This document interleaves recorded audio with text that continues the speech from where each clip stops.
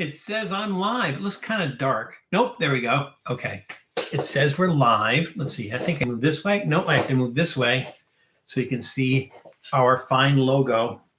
I think that's it. I think we're good. Okay, we are good. All right. And this is just a temporary thing, and we're just getting the hang of this. So far there's nobody in the room, but that's not surprising because we're doing it at a different time and a different date. Well, I mean, different date. I'm sorry, different day. Usually we do our live streams on Sundays, and usually we do them at 1 p.m. Pacific time. And today we're doing it at 4 p.m. Pacific time. This is to basically because I've got something that I have to do tomorrow, and there was some construction going on today and everything, and we just needed have a little bit of time to get everything straightened out. So let me get the logistics straight again, because this is a completely different setup. How's the audio? How's the video? Do I need to turn the light up a little bit? Do I need to turn the light down a little bit? I'm trying out a new ring light. It's just this little tiny one that throws a lot of light if you push it, but it's really handy because it's really portable and I can just stick it in the bag with everything else. Whoa, Val is wearing a hockey jersey. Yeah, I'm representing. You know, it's like I'm doing a Sam Adams as the adult beverage, so you know, like gotta represent. So there you go.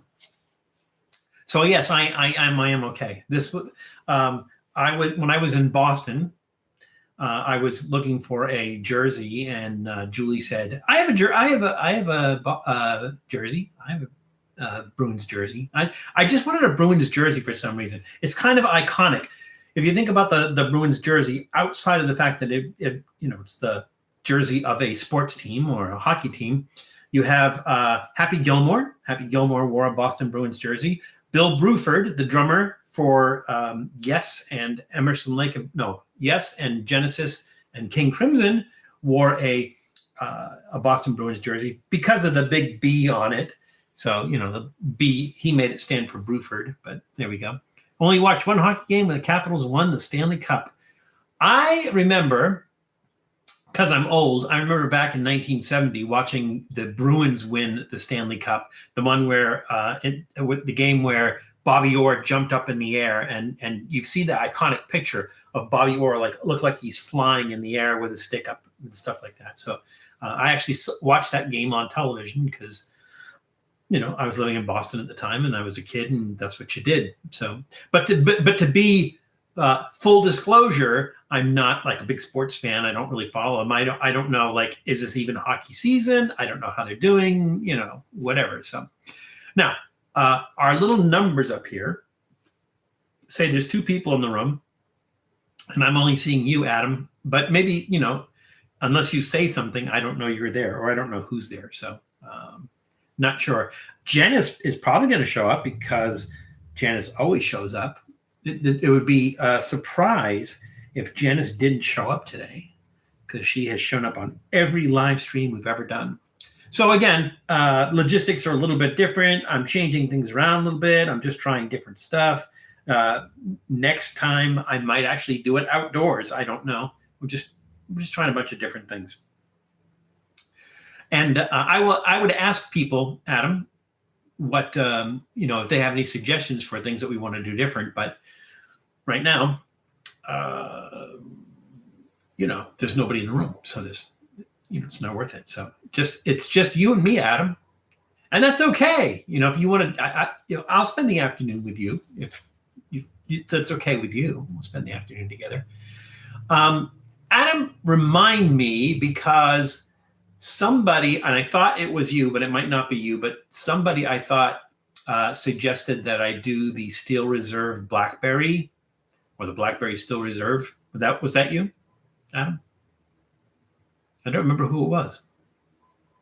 Because I did do it, and it was a shout out to somebody, but didn't know who to shout out to. It was not you. Okay. How is the audio? How is the video and everything? Everything looks good? I don't know who it was either. I thought it was in the suggestion box, but it was not. It's good. Everything's good. All right. Lighting's good. Audio's good. All right. That Trippy Food logo, I thought that would look good up there, and I'm not sure that it does. But we'll work on it. Oh my God, this is really happening. You are here, Greg of Tomorrow. Everybody, well, Adam, welcome Greg of Tomorrow. Greg of Tomorrow is here. Audio good and lighting. Awesome. Excellent.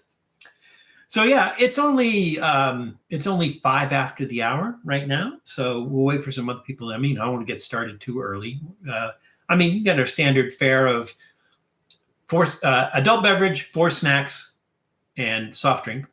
And they do qualify as adult beverage and soft drinks. That would look good if it was on a shelf. The Trippy Food thing, yeah, we can do that. We have shelves. We could do that. So, like I said, I'm kind of moving things around and trying different things and stuff. So we'll see how it goes. I mean, I don't have a pizza behind me like Matt does. That's always fun. But I should actually get like a Trippy Food banner made that has the actual Hollywood sign logo with all the trees and bushes and stuff. The Photoshopped one that I did. Did I move? I'm always moving. I'm kind of a nomad, and I'm kind of like in between actually having a permanent place to live. So I'm moving around and doing different things, and and like I said, I am no longer in the Boston area, but I'm representing today. So I don't know if you guys can even see that. I have to stand up. I have to stand up. There it is. The bees. It's the bees. Not the insect bees. The bees. Oh, it's picking up now. We got 5 people in the room. Like I said, I was expecting it to be kind of slow and not have a lot of people in the room, only because I changed the day and the time. So again, like usually I do it on Sundays at 1 p.m. Pacific time. And today I'm doing it on Saturday at 4 p.m. Pacific time. So, giving people a chance to get in. I think sometimes they see the notification saying that I'm live and then they come in. But I send out a notification and I think I put the time on there. So Janice is here. I knew you would be here, Janice. I absolutely knew that you would be here. And now it's official. You're here. Are you at a theme park or at a wedding, at a funeral or something? Or are you going to join us for the day, Janice? Are you here for the duration? The sign is very urban. It's supposed to look like the actual Hollywood sign, the Trippy Food Hollywood sign, because it's on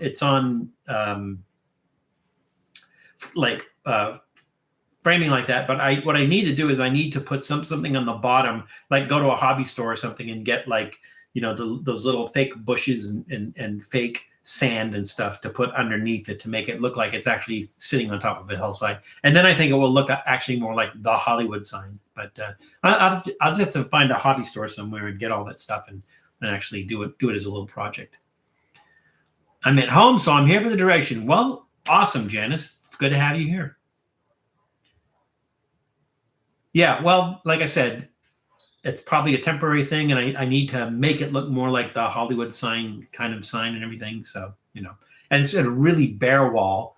And, well, usually I have the posters in the background, and we have other stuff in the back. I don't know. I mean, next week it might be something different. Next week I might actually do it outside. So, I don't know. Steve Russell is here. Welcome, Steve. Glad you could make it. Glad you're here. Yeah, we have some interesting stuff to do today, a variety of stuff. But again, like I said, even though I'm not physically in Boston, I'm doing it. I'm doing a Sam Adams as our adult beverage. So I figured, I'm going to represent with the bees. All right, everybody's getting friendly here. Well, we get a few more minutes to wait till people come in. Do I have everything I need? I got my glasses. I let my tea steep too long. You don't want to do that, especially with Earl Grey, as it gets too strong. There we go. So I have my tea Earl Grey hot. Now, this mug, I got this mug at Ye Old Pepper Company Candies. And Ye Old Pepper Company is in Salem, Massachusetts, and it is the oldest candy store, the oldest candy store in the United States. And it is and they also make the oldest candy in the United States. They've been open since, I think, what is it, 1806. They've been open since 1806. And we recently did an episode there. It was me and Julie and Haley, my granddaughter Haley. We recently did an episode there. But here's the thing. So I got, what were they called again? Gibraltar's. Gibraltar's is like the oldest candy in the U.S. So it was also made in 1806. And the thing was that to get the Gibraltar's, I had to buy this mug, which is okay because now I have a coffee mug. But here's the thing, and let's see if I can get this closer without spilling it all over the place. It looks like a wagon, and it's passing some trees, but it almost looks like that wagon is on fire. That's what it looks like to me, like the wagon's on fire. I don't know, that's just me. Matt is live. Tell me something for him. Tell him to stop being live when I'm live. Tell him to jump over here, to jump on and say hi. Tea, Earl Grey, hot. All right, so like I said, logistics are a little bit iffy. They're going to take some getting used to. I have, the PC set up differently and the monitor set up differently and stuff. So, but the lighting is okay. Because I can adjust that. I can make that. There's a warm setting. I can make it brighter. I can make it less bright. It's just a really cool thing. It's only like this big. It's only this big, and you can make it really bright, and it just clips onto the top of the laptop and everything, so you can use it portable, and it's chargeable, so you can just leave it. It doesn't have to be plugged in to USB or anything to be able to use it. So it's kind of cool. Found that at Target. Found that at Target. Echo EOC Quinn. Oh, EOC Quinn. I have to choose between watching you or Matt right now. Hi, Val. Well, you could come in and out. EOC Quinn. Now, do we know you by another name? Because it's like a different name for somebody in here. But hey, I'm glad you're here. I'm glad you could make it. And if you got to pop back out, I can dig it. Because Matt is usually gaming, and so that's always fun to watch him doing gaming and everything. But it's not like I wanted to call him up and say, Matt, what time are you doing live streaming so I can do it at a different time? I had to do it when I had to do it. There were some people putting a door in, and I didn't want that to be loud and with a lot of construction and everything while they were doing that. And then tomorrow, I'm going to the racetrack tomorrow. So that should be fun. I think we'll see. There's some dachshund thing happening there, so that ought to be a lot of fun. We can watch both at the same time. You have to line to a few of our mates. Oh, cool. Thanks, Greg. It's abbreviated for Encore of Chigo. I've chatted in one of your streams before. Figured it would drop by again. Well, you're always welcome. Our door is always open, and they just put it in. So, and it's open now because it's wet with paint. So, our door's always open. Welcome. I'm glad you can make it. We'll wait about another 2 minutes. It's starting to pick up. We got like 8 people now. That's nice. So, I would ask you guys, do you have any suggestions for things that we can do? Like, I'm not really going to change the format or anything. It's kind of the way it is, and 6,000 people like it that way. Although our subscribers were going down a little bit, maybe by about 10. They jumped back up again, but it was just kind of weird. It's just like they're just kind of stagnant, and they do little dips down and little dips up.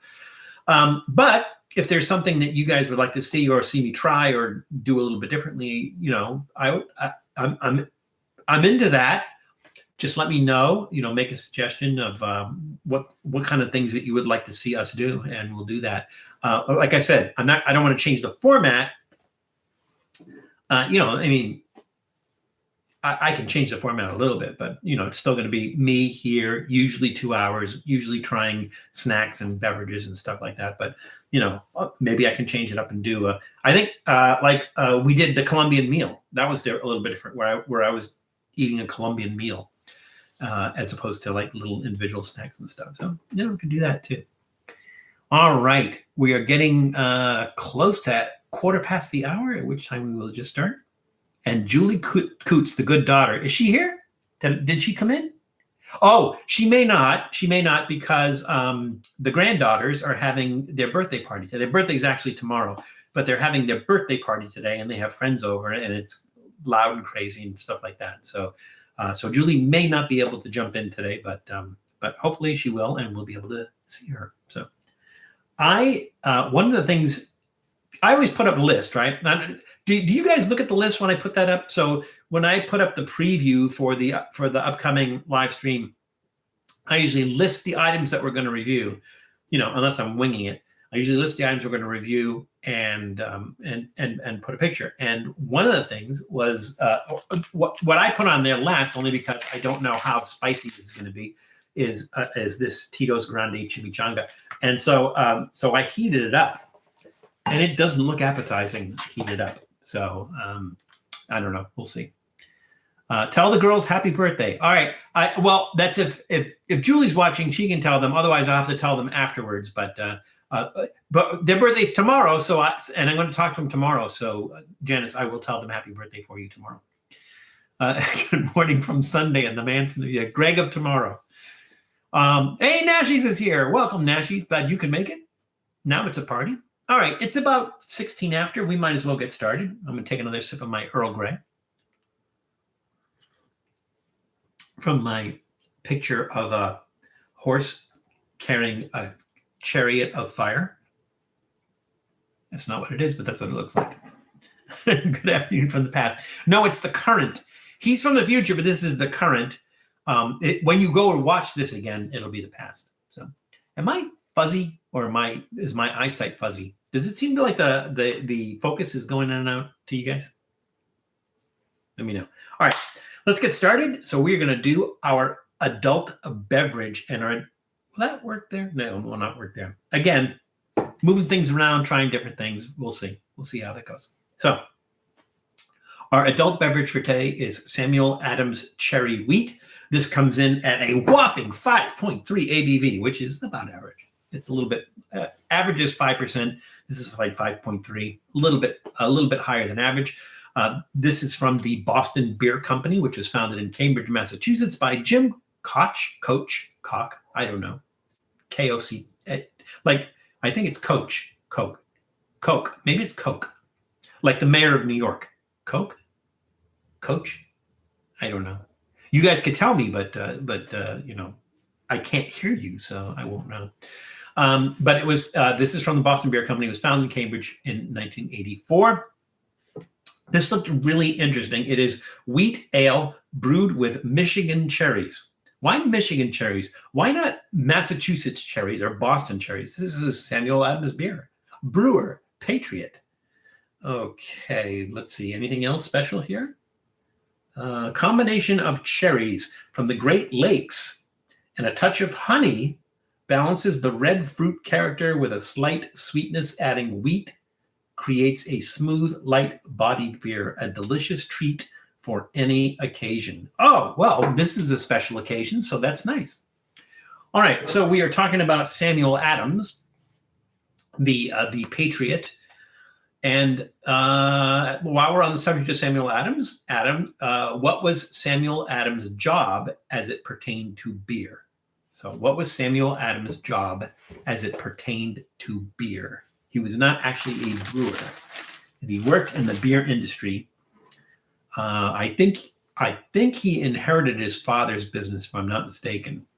And he was also a lawyer. So little known and even less cared about fact, if you are a student of history, he defended the British soldiers involved in the Boston Massacre, and he got them acquitted. So, yeah, that's one of Samuel Adams' claim to fame. All right, we're going to give this a try. Is it twist off? It is not twist off, but I do have a can opener. And it's just a regular Samuel Adams cap, so there's nothing special about it.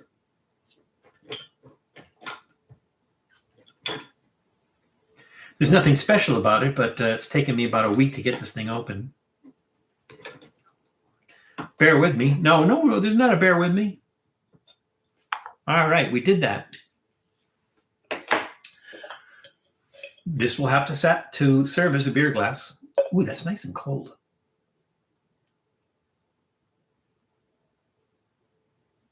Julie's not here to rate my pour. Ooh, that's a nice smell. A very fruity smell. It doesn't smell like beer. That's a nice smell. Cheers to you.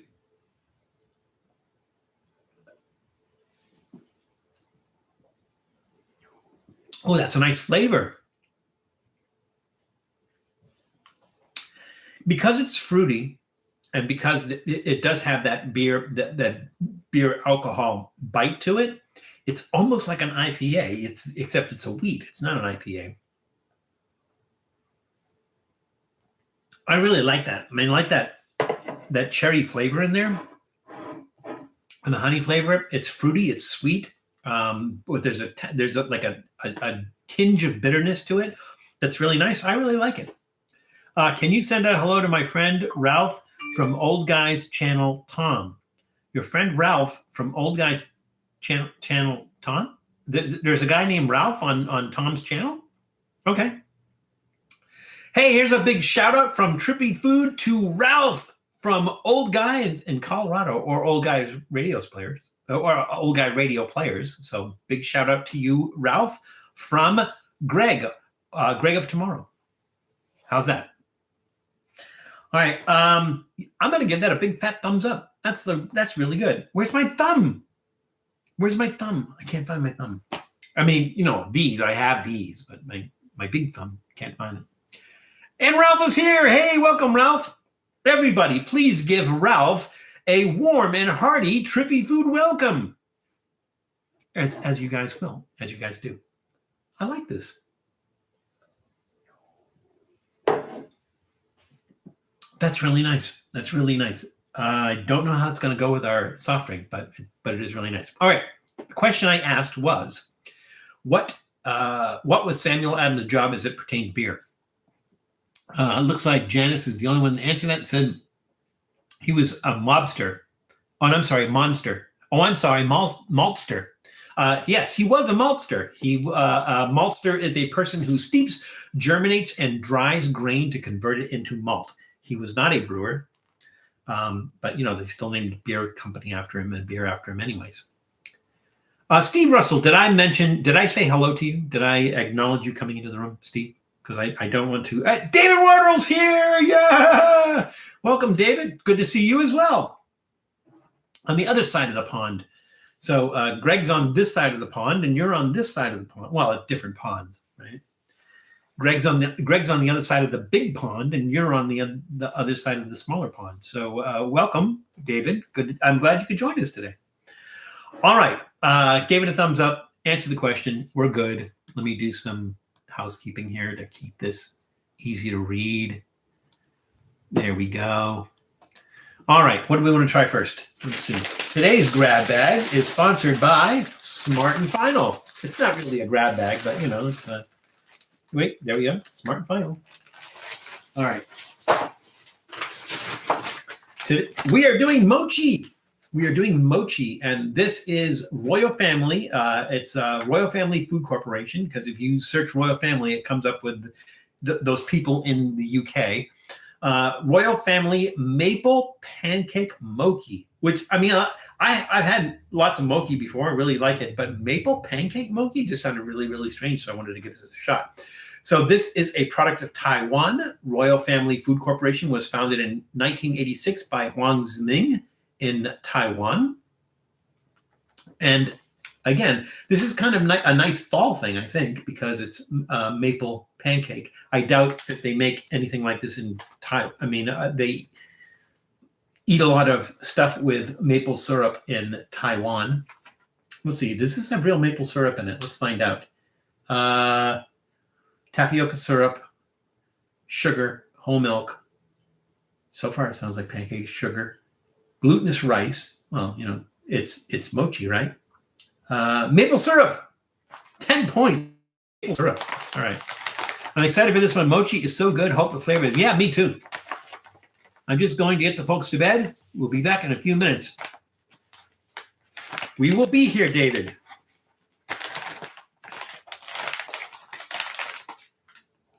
Factory sealed for your protection.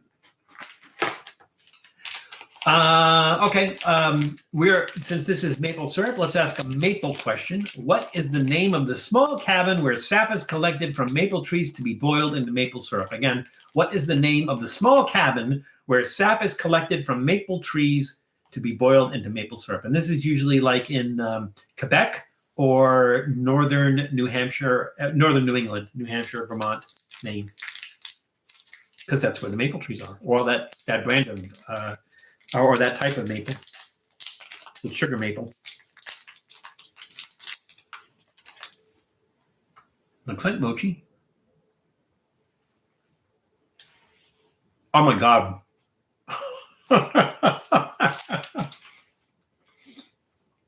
It's like eating that flavor.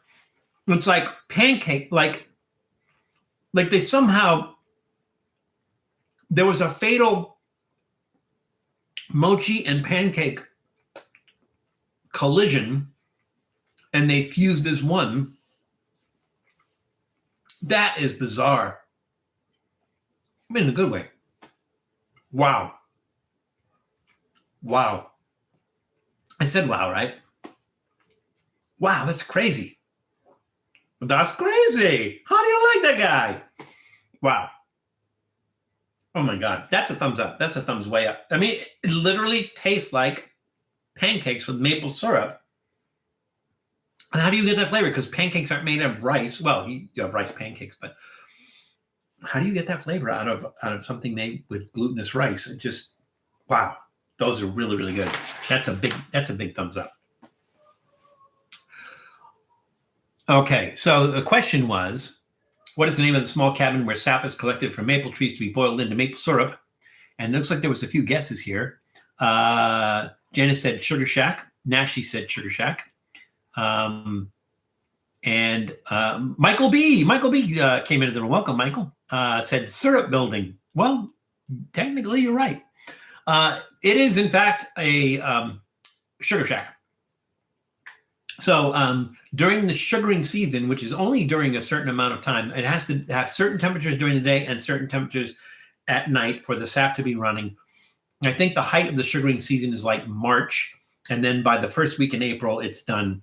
And I had the pleasure of being in Quebec during sugaring season, is what they call it, during sugaring season, and went to a sugar shack, saw how they made the maple syrup, and then got to participate in group activities, like where they do crazy dancing. I have a dance deficient gene, so I didn't participate, but then they had this big spread of food, most of which had maple syrup in it and everything. But and then at the end of the night, they did these maple lollipops, I guess, for lack of another term, is basically they poured hot honey on snow, which froze it, and then they took a popsicle stick and they just kind of rolled it, and then you just eat it standing out there in the snow. So that was a lot of fun too. But so if you have a chance, and again, it's going to be very, very, very early spring, very, very, very late winter. If you have a chance, you should check it out. You should go to a sugar shack and check it out because it's a lot of fun. Not to be confused with the Love Shack. I'm not going to get a copyright strike, am I? Love Shack, baby. Dance. Yes, I do have a dance deficient gene. Group activities. Well, it's just like, dancing and, that kind of thing. It's clean family fun. We have one down the road that makes maple syrup. I've been in it. Pretty cool. They make the syrup water as well from the condensation. Yeah, they do a lot of cool stuff. They make the maple sugar candy, shaped like maple leaves, of course, because why not? All right. Did I catch everybody in the room? Michael B, I got you, right? Let's see. Nashi's, I got you. I know Dave. I just want to make sure I got everybody. So just keep me honest. We don't have so many subscribers, and we don't have so many people in the chat that I can ignore you. Not on purpose, of course, but so keep me honest. And if you see that I forgot somebody or something, let me know. Everybody saying hi. See, back in a few, got to feed my super senior kitty cat. She has a feeding schedule. Well, do it. We got some more stuff to do. Let's see. We just do one thing. All right. So yes, Sugar Shack. All right. I think it was a song out in the 60s called Sugar Shack. Not Love Shack, Sugar Shack. All right, what's next? Oh, these. Okay.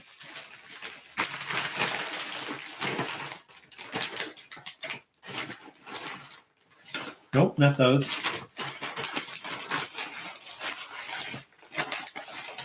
These. Yes, these. All right. So these are Joyride Midnight Mystery Gummy Busters. So apparently the flavor is a mystery. It says, let's see, natural flavors, but it doesn't say what they are.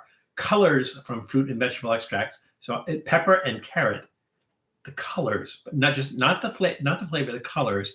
So we don't know what flavor this is supposed to be. Now, the interesting thing about this is that it has a different type of sugar in it, and it has allulose. I had not heard of allulose before, but these do have allulose in it. I looked it up, and the thing about allulose is it's very similar to I think it's sorbitol, in that if you eat too much of it, it opens up the pipes, in a manner of speaking. So this is Joyride Uncommonly Good, no artificial sweeteners, 50% less sugar, no synthetic colors or flavors. Crunchy, chewy, sour, and bursting with a bold Halloween-inspired flavor. I don't know what that is. It just says midnight mystery flavor, no artificial colors. Scan to hear from Ryan Trahan. I don't know that I want to hear from Ryan Trahan. Okay, so once again, the sweetener in this is allulose.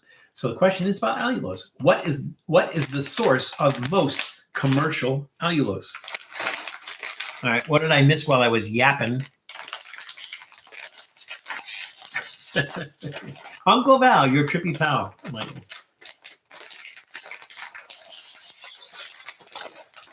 I remember Joyride from Roxette. I don't remember the song Joyride. I remember, is it What About Love? Or something like that. I remember they had a couple of big hits, but I don't remember the song Joyride. I wonder if that's in the it's I think it's sorbitol that's in the sugar-free gummy bears. I say it's funny. It was not funny to him, but on Reckless Eating, Blum Gum ate a 1 pound sugarless gummy bear, and so if it was made with sorbitol, and so if you can imagine 1 pound of gummy bear with sorbitol in it, he left. He was riding a motorcycle, and he let us know that he had to stop on the highway halfway home because he wasn't going to make it. And I don't mean safely. I just mean like clean. So yeah. Oh, these are tiny. No, well, almost a fruity smell. Here, have a look at that. The Sugar Shack song by Jimmy Gilmer. Yeah, I don't remember who did it. I just remember there was a song in the 60s called The Sugar Shack. And it was about a coffee place called The Sugar Shack.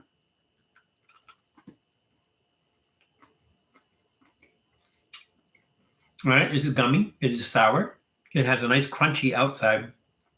It must have been love. That's the one, yeah.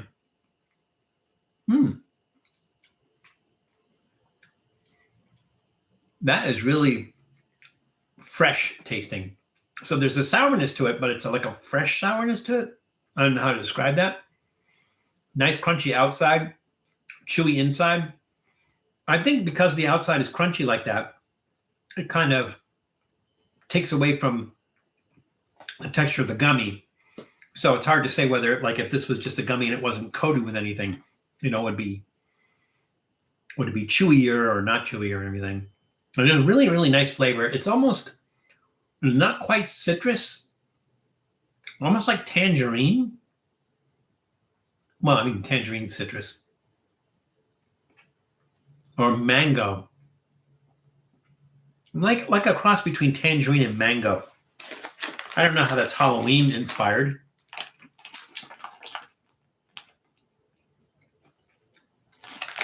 No, those are pretty good. I'm not a big candy lover, but if I was, I would be eating those all day till I had to go poop, which would probably be pretty quickly. All right.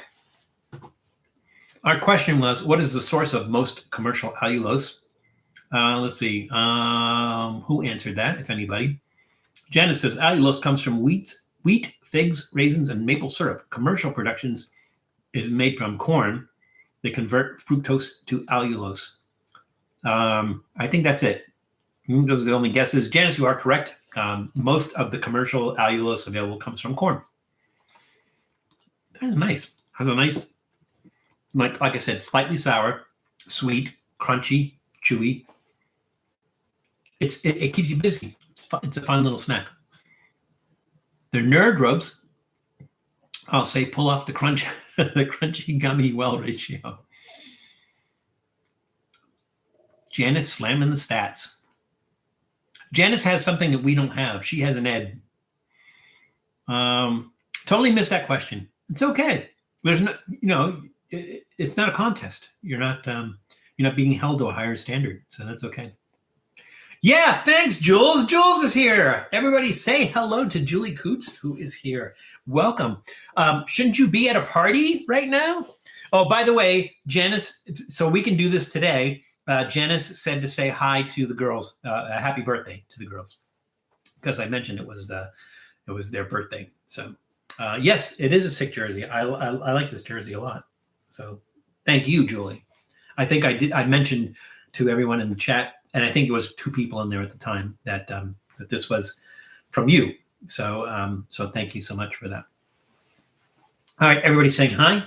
Let's see what's next. Okay, another snack. Let's do another snack. Ooh, this one's going to be fun. Jules, you came in right in time. The trivia question is going to be right up your alley. All right, let's see. These are the Crunchables. Here we go. And here it is. That's it. I mean, that's it. That's it. These are That's It apple and pumpkin seed Crunchables. And That's It was founded in Los Angeles by Dr. Lior Lewenstein in 2012. Yeah, party just winding down, dozen or so 12 to 13-year-olds here all day. My advice to you, start drinking heavily. All right, this says 4 ingredients. I think I saw that somewhere. Only 4 ingredients. Those ingredients are pumpkin seeds, apples, sea salt, and cinnamon. That sounds like a good combination. It sounds like I could make these myself. No sugar added, plant-based. Yeah, I get that. There's not the vegan V on it, though. It does say plant-based, though.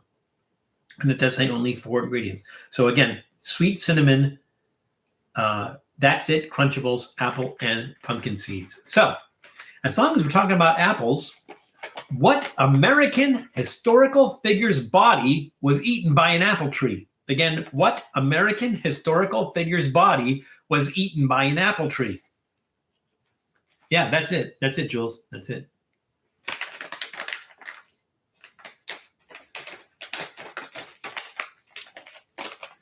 Well, Michael, we got some more Julie video. Well, is it Julie videos? Let's see. What's today? Today is the 25th. So on the 27th, we had Fuego Skittles gummies, and I think that might be just me. And then on the 28th, we have 7 Select Buffalo Chicken Dip Kettle Chips, which also might be me. And the 29th, Pabst Blue Ribbon Beef. And I'm working on November 1st. It's a Julie one, and it is going to be the Jones. Jules, what is the Jones soda one called? It's a cucumber. You remember, Jules? The cucumber watermelon. Cucumber watermelon.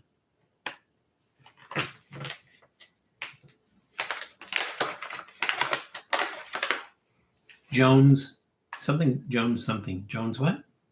Pop Jones. Pop Jones. That's what it is.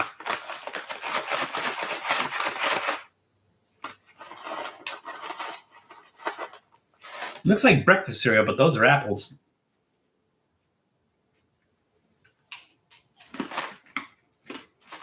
Where's the pumpkin seeds? They're stuck on the bottom. Ooh. That's tasty. See, I should have opened this from the bottom, but can't. Oh, it says something. Let's crunch again soon. That's it.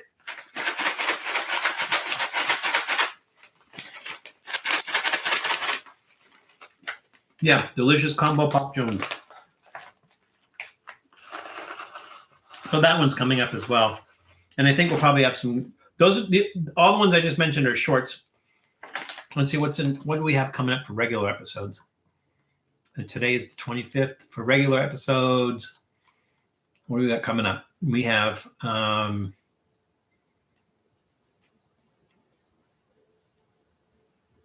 of the Pup.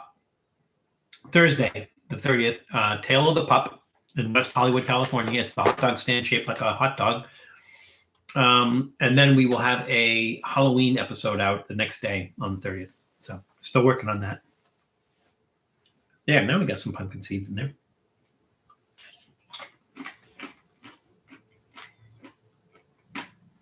The apples are really sweet, really nice apple taste. They haven't cooked the taste out of them.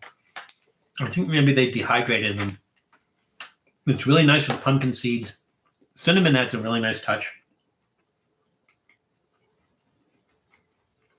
It's really nice. That's a thumbs up. There's not a lot in there. 12 grams of plant protein. Say 190 calories, 2 servings per container. So the idea is in one sitting, you're supposed to eat half this bag. But those are actually pretty good. They're going to get a thumbs up. Okay. Our question was, what American historical figure's body was eaten by an apple tree? Let's see. Michael B. says George Washington. He had apples on his farm. I think maybe they came into his grave. Greg says Roger Williams. Janice Yamanaka says Roger Williams. Jules, you don't want to take a guess at this one? Or are you disqualifying yourself? I'm saying that Julie's disqualifying herself because she has been to his gravesite where they moved his body because his house had collapsed. After he had died, his house had collapsed, and they went looking for his body to exhume his body and to be able to inter it somewhere. And that's when they found that the tree had like grown into his body and eaten his body, apparently. So yes, you are all correct. It is in fact Roger Williams. Roger Williams, the founder of Rhode Island. So yeah, one time on a road trip that Julie and I took to Providence, we stopped and saw Roger Williams' gravesite, and that's where we found out that an apple tree had eaten his. They said it had eaten his head, but apparently it had eaten his whole body. And they have a root on display in a museum in Providence that they say the root is shaped like him because the root kind of grew into him and stuff. But that's what I said, Jules. You disqualified yourself. So that's fine. Thumbs up the stream, guys. Show some love. Oh, thank you. Again, different logistics, different, a new ring light I'm trying out and everything. So you guys let me know how's the sound. Well, I had the same camera, but if, but maybe something changed in the setup. So let me know if the video needs help or the audio needs help or the lighting needs help or, whatever. And I mentioned this at the beginning. If you guys have any suggestions for stuff you'd like to see on the live stream, let me know. We're not going to change the format of the live stream because 6,000 people are counting us doing the same thing, but we'll change it up sort of like we did. I don't remember how long ago it was, maybe a month or two ago, where I did a Colombian dinner and we ate a Colombian dinner on stream. So I'm willing to do different things and to change things up. If you guys have suggestions, just want you to enjoy yourselves. They don't let you eat his body apples. They do not. But I think they tore the tree down when they dug up his body. How are you liking being out of California, Val? Aren't you with the family now? Yes and no. So I'm kind of in flux. I am a nomad. I'm traveling. I'm like all over the place, and so I'm in an intern place. So yeah, I mean, I loved. I was with Julie for a month and it was awesome, wonderful spending time with Julie and the family for a month, but had to move on. So I have done so, and this might not be permanent. I honestly, this is definitely not permanent, but this, we'll see how long it lasts where I am now. So that's why I'm not even mentioning it, because, we'll keep it generic for the time being because I'm all over the place. I try my mediumist. Your metist. Okay. Really nice beer. I'm gonna go with nice with those apples, but we don't mix our adult beverage with our snacks. The beauty of being an uncle. Well, grandfather. All right, that's 3. Wow, we're down to our 4th snack already. All right, and which is, all right, we got that Roger Williams thing out of the way. This looked really interesting. Jules, I think you and I saw this. I don't remember where we were, but I think we did see this, and it looked really interesting. Total Wine, right? Total Wine and More, I think, is where we saw this. That's where I got this one. Not this particular type, but that brand of Boozy Jerky, which really sounds like a belligerent drunk, a Boozy Jerky. So this is Boozy Jerky Montreal Maple Spice. So let's look at the ingredients, because that sounds interesting. Well, let's see. What goes better than an ice cold lager and a bag of tender jerky, eh? This Canadian-inspired, by the way, the company's not in Canada.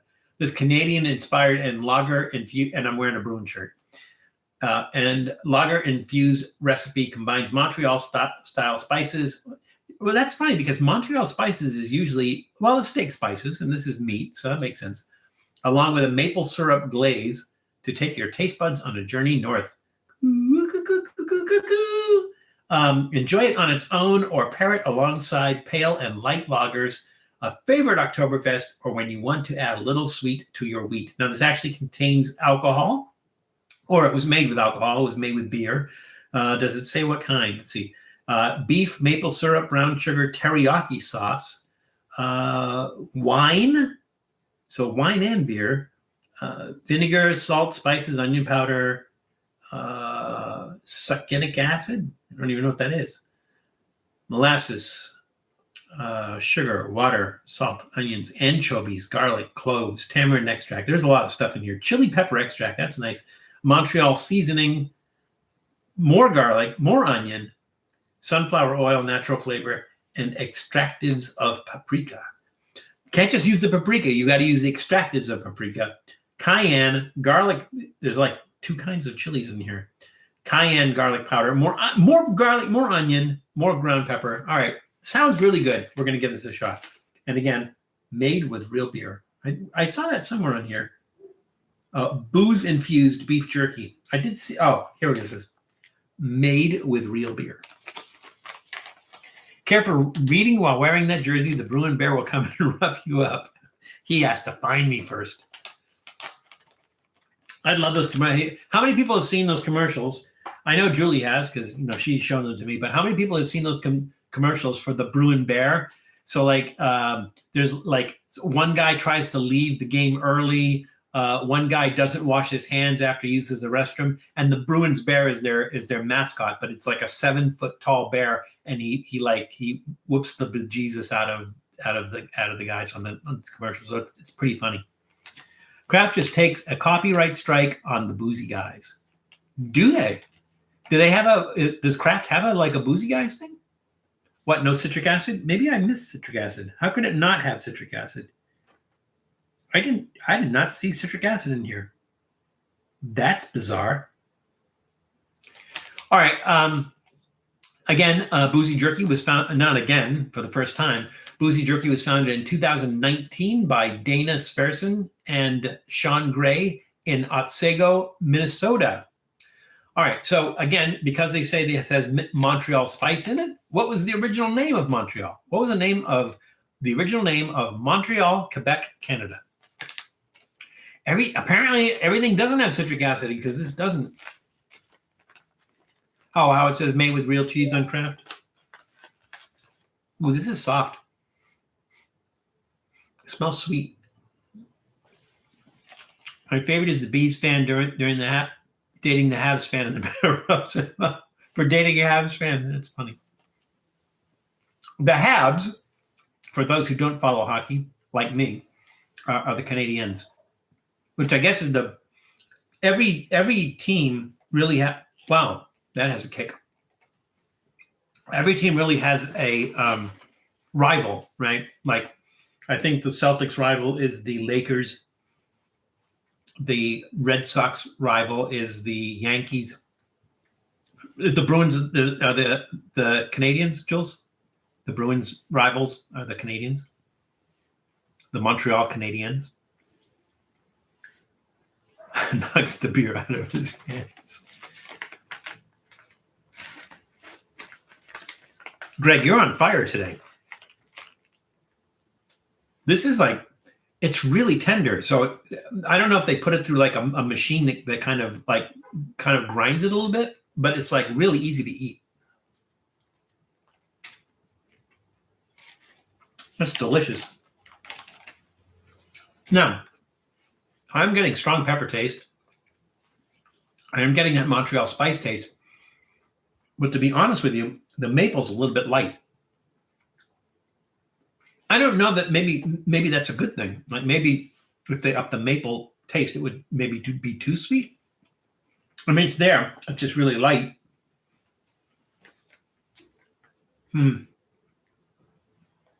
Love the texture. Love the level of spice. And I mean, it has a kick.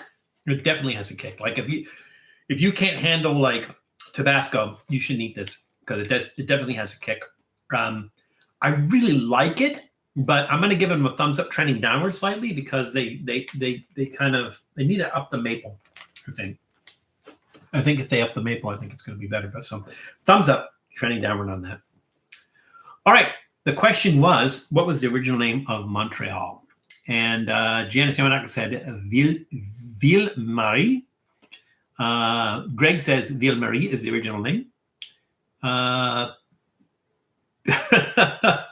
let you go first in case you got it wrong. Well, she didn't. Mayo beef jerky is so tough. I bought it a week or so ago. Oh, you have to like beat it up with a hammer or something to get it chewable. Yeah, Righteous Felon jerky is really good too. But that one's really good. Yeah, you guys are actually correct. You are correct. The original name of Montreal is Ville-Marie, which is City of Mary. And that Mary, I think, is like Mary, the Mother of God. That Mother of God! That Mary. So, yeah. All righty. You guys got it right. You guys were nervous that you weren't going to get it right, and you got it right. Steve Russell, did I recognize the fact that you walked into the room, or did you just walk into the room? So welcome, Steve Russell. Either way, glad you could make it. If I say glad you could make it, I'm glad you could make it. Otherwise, I would say, like, what are you doing here? What are you doing here? I think you should get in your car, take the 405 to the 90 over to Lincoln, take Lincoln down to Washington, and go back to Marina Del Rey where you belong. I missed the meat market that closed by me. They had great jerky. Was it jerky or was it... what do they call that? Carne seca, which is the dry beef that the Mexicans make. The carne seca. Was it carne seca? Or was it actually beef jerky that they made? Did I get him? I missed him. I don't know what he is. He escaped. So I caught him, and he escaped. Some kind of little bug. He wants to eat my food. What's the matter with you? Ain't you got no respect? No, you got it. I don't remember how that goes. Deer jerky out of Ohio. So it was, jerky beef. Yeah, there was we did an episode. There was a place on Route 26 in Oregon, like just out between Portland and the coast, that had like all kinds of jerky. It was like a jerky store, and it had all kinds of jerky, and that place was pretty good. We also went to Alien Beef Jerky. We went there on that on the We Go Maine show that I did with Reckless Eating. We stopped at the Alien Beef. I think it's called Alien Beef Jerky, and they're in Baker, California, on about the halfway mark to Vegas from LA. Been to a lot of jerky stores. There was one place also on the We Go Main show in LA at LA Farmers Market. There was a jerky store down there, and I think we had shark jerky or something along those lines. So got to use a chopstick to catch those bugs. He cheated. I saw the movie. He cheated. It was called Max Food Locker. Was it a chain or was it a one-off, like a mom and pop kind of place? I love the Alien Beef Jerky store. Yeah, and it's gotten so much bigger. Like, Janice, I don't know when the last time you were up that way, but like they built a hotel behind it, and then like it was originally was just a shack, and now it's like this jerky supermarket. Closest thing to Mexican in Ohio is Taco Bell, and it was a one-off place. Oh, okay, then that does suck. All right, so I think we are just in time for our soft drink, and we're going to do a Jones soda today. I debated on whether I should do this as a separate episode or just do it here, and I just decided to do it here. So this is Jones Special Release Zero Sugar Root Beer. Now, my biggest fear when I see zero sugar is stevia. I think it's no surprise to most of you that I do not like stevia. It has a chemical taste. I can taste it like hiding inside food. Sometimes I'll try it and it's just like so subtle that it's passable, but I can almost always taste it in food and I don't like it at all. So this one, what are they using here? Let's see. Jones' new root beer wouldn't be the same without cane sugar, so we developed this special release zero sugar root beer flavor from the ground up, giving you the best tasting, no calorie root beer we have ever cracked. Zero, I didn't say cracked it. Zero sugar, 0 calories, all flavor. That's it? You're not going to say what's, oh, here we go. Carbonated water, caramel color, natural flavor, sucralose. That's what it is, sucralose. Sodium benzoate, potassium sorbate. All right. We're going to try this. It should be fine. It should be fine. So Jones Soda Company, for those who don't know, was founded in 1995 by Peter Van Stolk in Vancouver, British Columbia. So the question is, what was the original name of Jones Soda Company? What was the original name of Jones Soda Company? You're going to have to look this one up. At least you got Ohio Skibidi Riz. Are we doing this? Are we? 6-7. Stevia is supposed to be derived from natural plants. It is, but it still tastes chemical to me. We have Lake Erie and Cedar Point in Ohio. Yeah, that's the, for a while they had the world's tallest roller coaster, world's tallest wooden roller coaster. Have not been there. That was, but I don't know if they still hold the record there. Have you been to Cedar Point, Mike? I would love to go because I understand it's a huge amusement park, a lot of fun. Goodle? Or Google? Goodle? All right. Okay, so let's get this open. I think this is a twist off. It is a twist off. Doesn't mean I'll be able to twist it off, but it is a twist off. Ooh, it smells like root beer. I love root beer. They better not mess this up because I do love me some root beer. Has anybody had hard root beers? So root beer with alcohol in it. I think, this must have been years ago. We reviewed 3 of them. So we did Not Your Father's root beer, The Best Damn root beer, and Coney Island root beer. So they were all hard root beers. And I did not like the alcohol flavor in the first 2, but the Coney Island one was really, really good. So like if you're a root beer lover, the Coney Island one was awesome. I don't know if they still make it or not. It's a nice smell. Wrote all of them, but don't get on the upside down coasters much. Well, I'm trying to remember.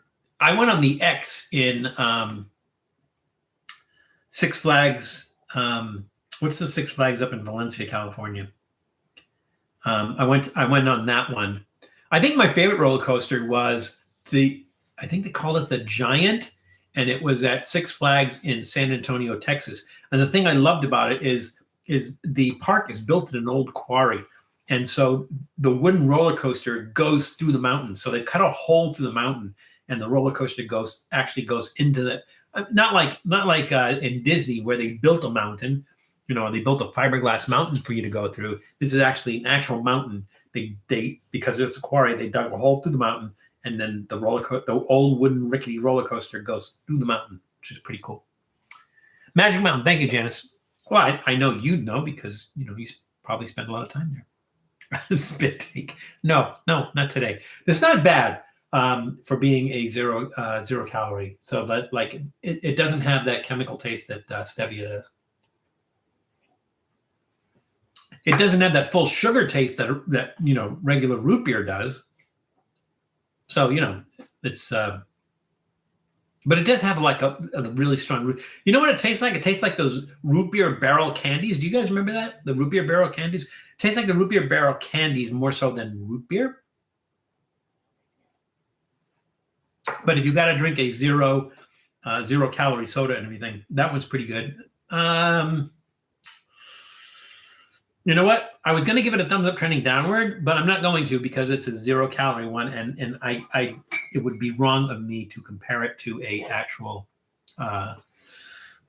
sugared root beer.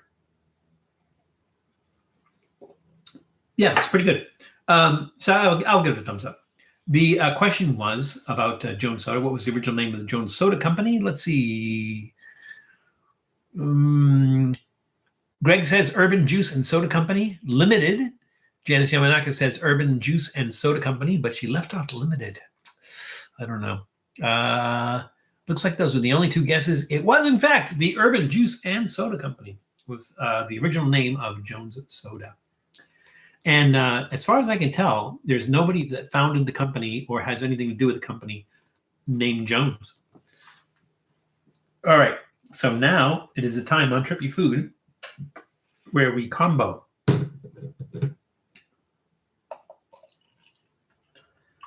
don't know. We'll see. We'll see how this goes.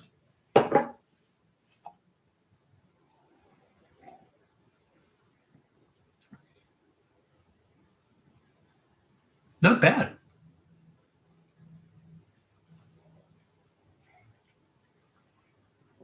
If there's a such thing as cherry root beer. Yeah, the root beer takes the edge off the beer. Takes that bitter alcohol edge off the beer. It still has that fruit flavor from the cherries that comes through, and it still has that root beer flavor. And even if it's unsweetened, it still has that root beer flavor and everything. It's not bad at all. Maybe one of the better ones we mixed together. I really enjoyed Fisherman's Wharf there in California. Yeah, Fisherman's Wharf is fun. You have to not go to the touristy places. Like the thing is, like I know people who go to Fisherman's Wharf. They go to Ripley's, they go to In-N-Out and everything, and like, dude, you're in California. You're in California. Get some Dungeness crab somewhere. Go to one of those little stands where they steam the crabs right there and then crack them open while you're standing there with a bunch of other people making a mess and getting crab all over your face. Do that. That's the fun part about Fisherman's Wharf, I think.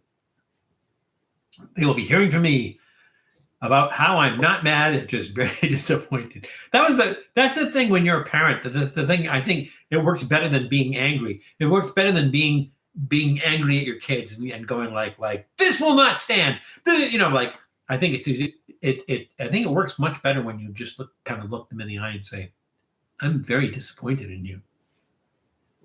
You can ask Julie if that works. I don't know. Yeah, that's pretty good. I wouldn't want to drink it like that all the time, but are we doing the Odd Couple dish now? Yeah, I got to do that soon. So that's the thing is I want to do it with somebody else. I don't want to just eat it myself.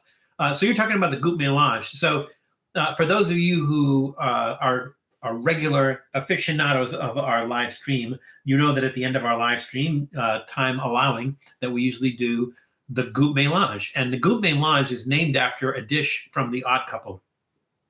On our show, on our live stream, goût mélange is where we take all the stuff that we've eaten and we mix it all up in a bowl, and we call it goût mélange. Well, I call it goût mélange because if you've ever watched the Odd Couple, and now I'm talking about the Jack Klugman, Tony Randall Odd Couple, the very last episode, the season or the series finale, was when Felix was going to go back to his wife, and she was only going to accept him if he had proved that he had changed. And so to prove that he had changed, he let Oscar make him dinner, and Oscar made him a dish that had I think it had like peppers, whipped cream, ketchup. I can't remember some of the other stuff that it had in it, because they didn't actually mention it, and you just had to kind of look at it. And Felix says, "What is this melange?" And Oscar said, "Well, I was going to call it goop, but I like your name better. I think I'll call it goop melange." So that's where the goop melange came from. Came from the Odd Couple on the last episode of the TV series, and I think it was 1970s. So I have made it a quest, I guess, for lack of a better term, of making the actual goop melange that Oscar made for Felix on the show. But for now, we're just doing the end of live stream goop melange, where we're just kind of mixing everything together. You're going to hate me, am I? I can't stand root beer. Why would I hate you? You just don't like root beer. There's a lot of things I don't like that other people do like. I mean, here's the thing, right? So people say, like, what kind of stuff do you not like? Like pastrami, right? Like, no, pastrami's okay. A little bit salty, but it's okay. And they go like, well, what about durian? I'm like, oh, I love durian. I love the flavor of durians. It's awesome. What about stinky tofu? Yeah, I like stinky tofu. So what don't you like? I don't like caramel.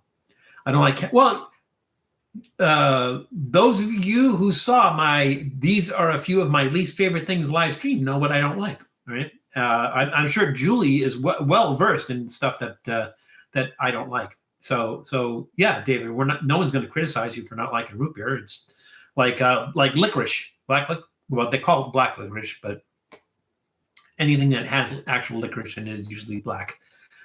It's the molasses that makes it black, though. But some people don't like black licorice, and some people do. And some people are just on. The exception to that is, I think, cilantro, because some people are really averse to it, and I think that's a genetic thing. So, like Julie does not like cilantro at all. Claudia, Mrs. Trippy Food, she loves cilantro, and she'll go into a restaurant and she'll go, "Can I get the cilantro salad with some extra cilantro, and can I get the cilantro dressing, and can you cut up some cilantro on the side?" So she absolutely loves it. So some people absolutely love it. Some people absolutely hate it, because I think the genetic thing is it tastes like soap. And then there's people like me. It's like, hey, if it's in there, I'll eat it. It's like, I don't say like, where's my cilantro? And I also say, hold the cilantro. I just like, if it's on there, I'll eat it. It's fine. It has an interesting spicy taste, and I think it kind of adds flavor to some like tacos and stuff like that. So wait till you taste 3X salted licorice from Sweden. Oh, we've done that plenty of times. So I want to say,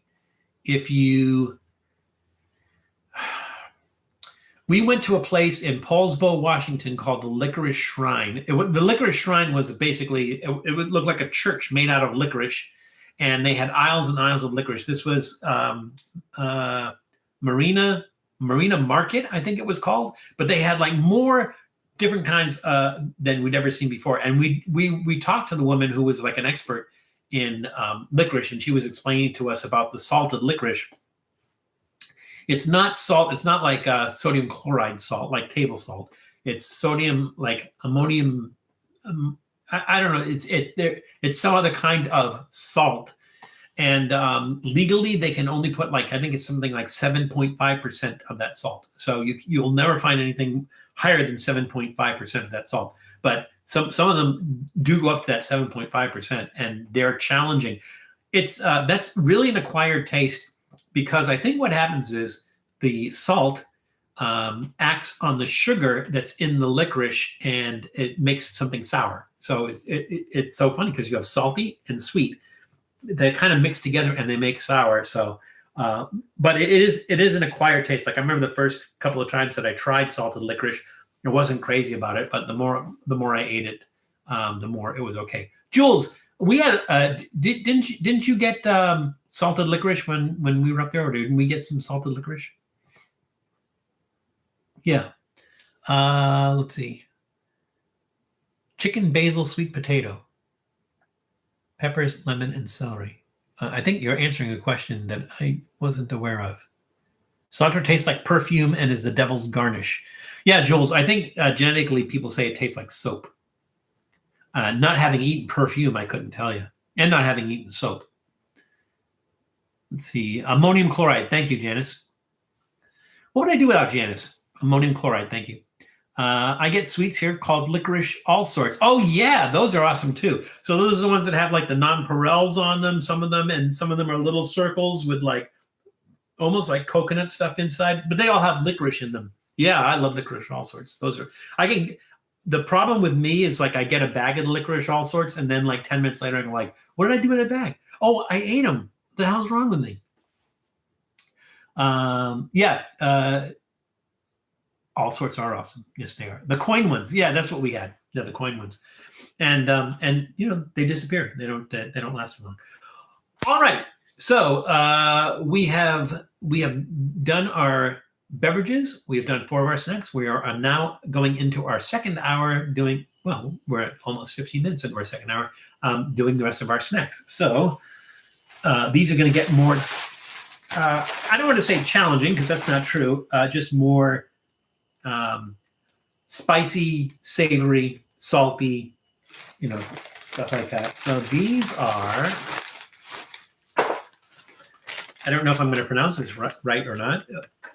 These are Oishi ribbed cracklings. Ribbed for my pleasure, apparently. Cracklings côtés, saveur, sel et vinegar. In old-fashioned salt and vinegar. Yeah, sounds like French, doesn't it? This is a product of the Philippines. So it really doesn't say what it is, but I imagine they're crackers. I don't know. I'm not sure why they call them cracklings, but apparently this classic guy says they are classic, and this is salt and vinegar. So Oishi was founded as Liwei, I think I'm pronouncing it right, Liwei Marketing Corporation in Manila by Carlos and Manuel Chan in 1946. So here's a question for you. Again, it was founded in the Philippines. So Liwei is a Tagalog name. What does it mean in English? What does Liwei mean in English? All right. I think it's going to be, there's fish sauce in here.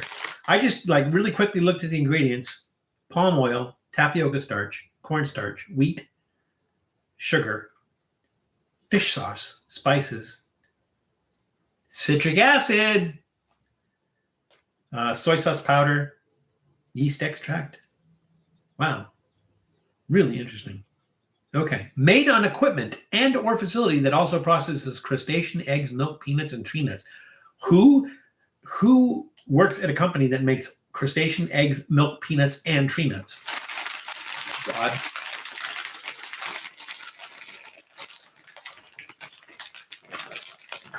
Ooh, the Aldi licorice all sorts? I'm trying to think there's an Aldi around here.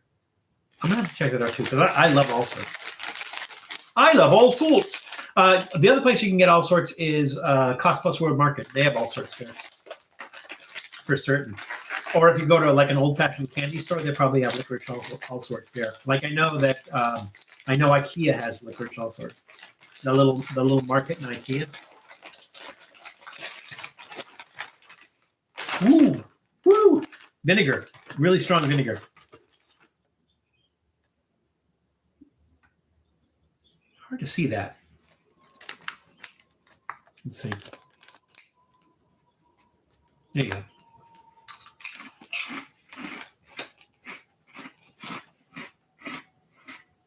Can you guys share that?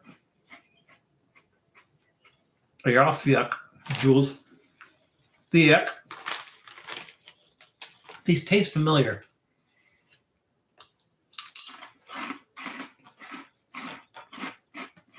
I'm digging the salt and vinegar taste.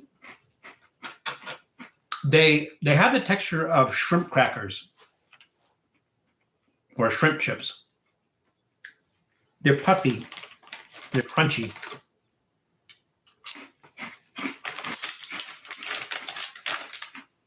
You're right, Jules. I don't know why I don't know what I was thinking or what I was not thinking. They are classic.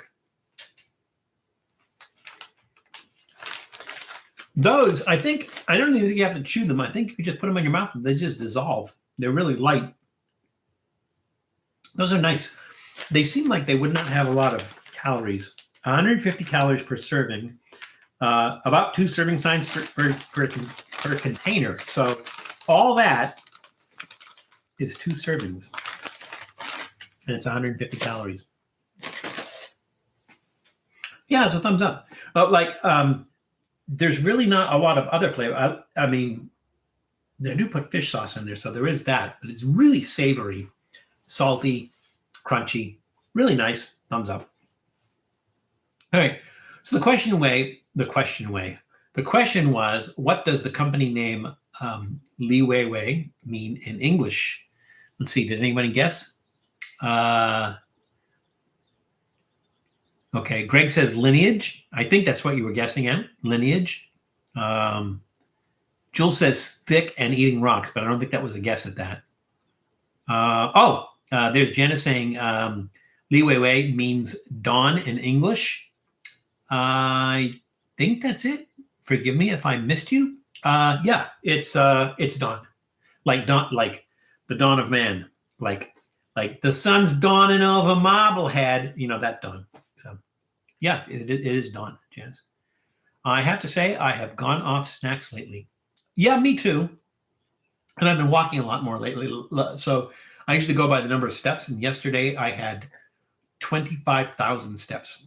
So it's approximately 13 miles. I walked 13 miles yesterday. Not like in a row, like over the course of the day.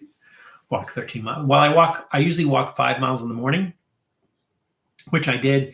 And then I walked 3 miles to get to someplace yesterday, last night, and then 3 miles back. So 25,000 steps. Oh, I'm neglecting my Earl Grey tea, which is getting cold. Jules, you weren't here, I don't think, at the beginning, because I'm drinking out of the Ye Old Pepper Company mug. And the thing that I noticed, and see if you notice it too, it's like they have this cart, which I guess is the woman who started it. What's her name? Mary Spencer. Mary Spencer in the cart, taking sugar back to make her Gibraltars, and to me it looked like that cart was on fire. I think those are supposed to be trees or bushes or something, but to me it looked like the cart was on fire. Are you seeing that, Jules? The cart's on fire. The cat is on fire. It's on fire. Just like a fire, burning higher. Was she a witch? I don't know if she was a witch. Let's put her in the water and see if she floats. What are we doing next? Oh, we're doing this. Okay. These are from the Peanut Shop of Williamsburg. And yes, that is Williamsburg, Virginia. The Peanut Shop of Williamsburg. And this is the Peanut Shop of Williamsburg Chesapeake Bay snack mix with Crabtown and butter toffee peanuts. Now, there's something called Crabtown, and I'm wondering if Crabtown is the same thing as like Old Bay Spice, but maybe they just can't use their name. Yeah, it says Crabtown seasoned peanuts. I've never heard of something called crab. Is there anybody from the Chesapeake Bay who's ever heard of something called Crabtown seasoning? Extra large Virginia peanuts, peanut oil. They have to say extra large. This is when you open it up and you see gigantic peanuts that you don't die of shock. Oh my God, the peanuts, they're growing. Mustard seed, red pepper, and spices. Butter toasted toffee peanuts, sugar salted butter, peanut butter pretzels. Oh, there's peanut butter pretzels in there. Good for me. Oh, let's see. Well, it must be very difficult for a place called the Peanut Shop to come across peanut butter. Sesame oat sticks, honey sesame sticks. Contains wheat, milk, peanuts, sesame, and soy. If you have to tell people that this contains peanuts, then we're stupid, and then I give us credit for it. Contains wheat, milk, peanuts, sesame, and soy. Processed on equipment that also packages peanuts. It doesn't matter because there's peanuts in there. Tree nuts, soy, wheat, and you said there's soy in there. Wheat, you said there's wheat in there. Eggs, sesame, mustard, and milk products. So that's different. I don't know. It's like, it seems redundant to me, but it is what it is. So the Peanut Shop of Williamsburg was founded in 1973 in Williamsburg, Virginia. So as long as we're talking about Williamsburg, Virginia, which Indian nation resided in what is now Williamsburg prior to the English settlement? Again, which Indian nation resided in what is now Williamsburg prior to the English settlement? Val, we don't want an education. What are you doing? We just want to have fun watching we eat. Why are you trying to educate us? Stop. I was doing well. 6,000 is good, David. No, you should not be ashamed of 6,000. I normally do 10. So usually I do 10 a day. It's just, I just happen to be needing something and not having a car, and I just walked 25,000 steps. So it's not, I don't normally do 25,000 steps a day. So you should not be ashamed of 6,000. You're so tall that your 6,000 steps are probably 12,000 steps for me. Maybe. I'm not that tall, actually. I'm 5'10". That's not that tall. That's, I think, maybe a little taller than average. I don't know. What's the average height for a man? Reminds me of the old game Oregon Trail. That's right. I have contracted dysentery and died. All right, here we go. Let's try these.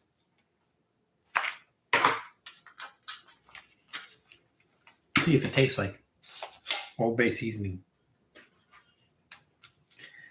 Ne pas manger. No ingerir. Do not eat. And they show a pic, just in case you don't speak French, Spanish, or English.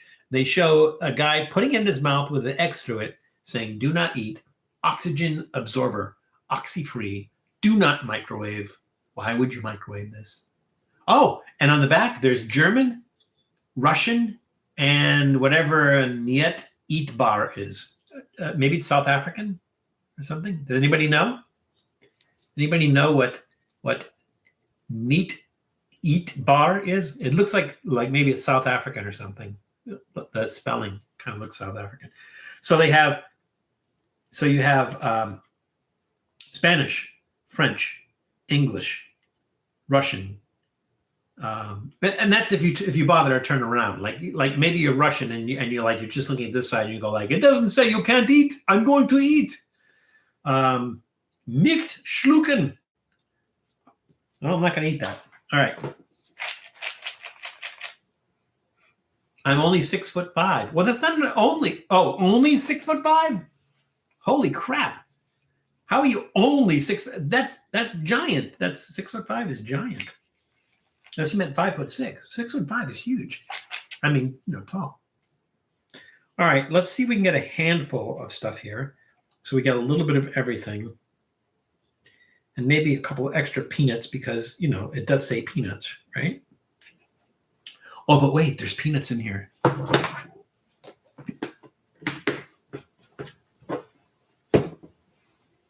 There we go. Looks like a snack mix. Ooh, crunchy.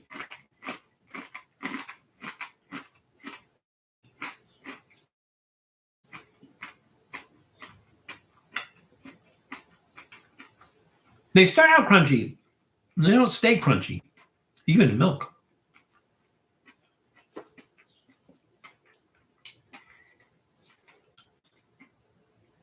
I think the sesame sticks kind of take it down a little notch. Texture-wise, flavor-wise, it's really good. I'm getting sweetness. There's like a lot of sweetness in there. It must be the butter toffee peanuts. There's a lot of sweetness from that. I'm not getting anything that tastes like a crab spice. I'm expecting that crab spice to be like Old Bay seasoning.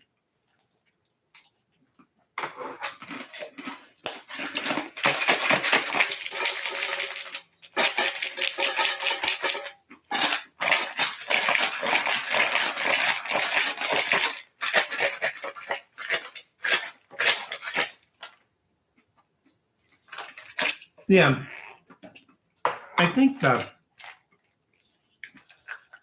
the sesame sticks, it's not that they don't work, it's just that they just kind of take away from the rest of it. I'm getting mostly sweet. I'm not getting like spice. But, you know, can't really open this from the bottom now, can I?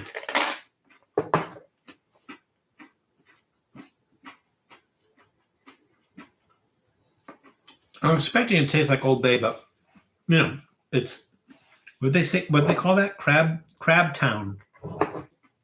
Maybe Crab Town's just a nickname for something else.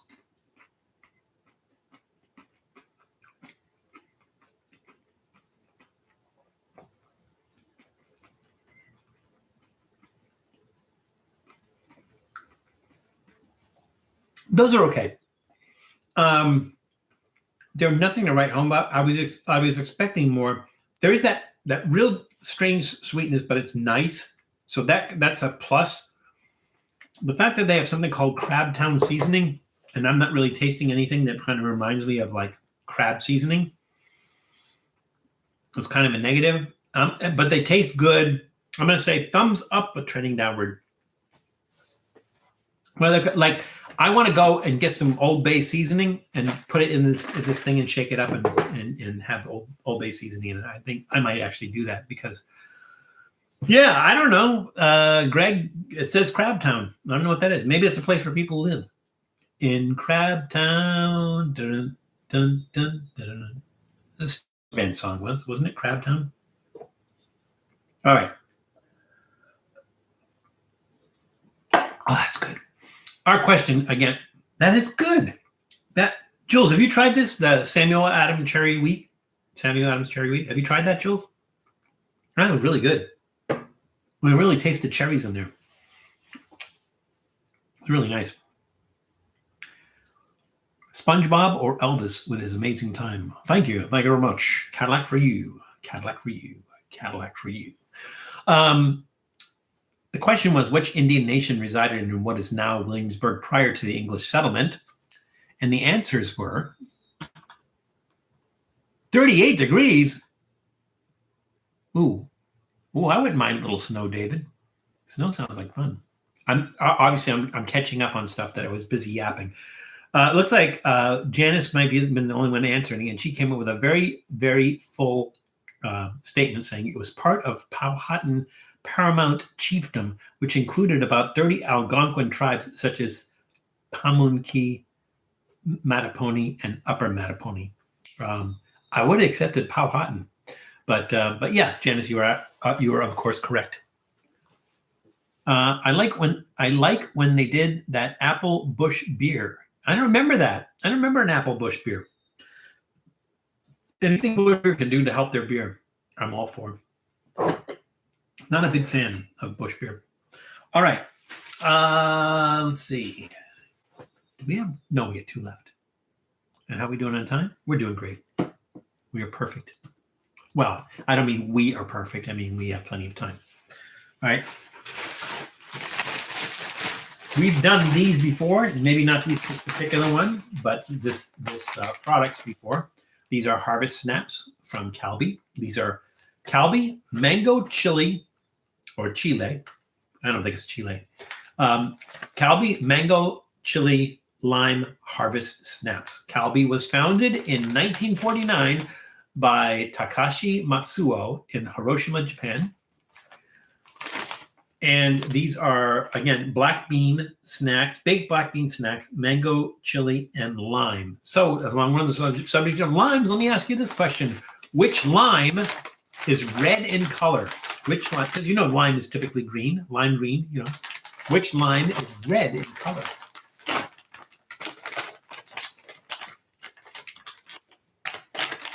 I like when they were always sold out. I think Matt reviewed it. Oh, these? Matt reviewed these. They have a bunch of different flavors. There's a tomato one. And we've done some of these before, but I can't remember which ones. It's not that they're hard to find. It's like sometimes they're not in stock. So like, I know that the local Kroger store in the LA area. I know that I imagine if Rouse has it, then the other Kroger stores like Fred Meyer would have them. But again, sometimes they have them, sometimes they don't. No smell. That's odd. Here. That little ring light. It's like this big, but it throws a lot of light. It's 6 centigrade. What does that work out to in Fahrenheit, David? Do you know?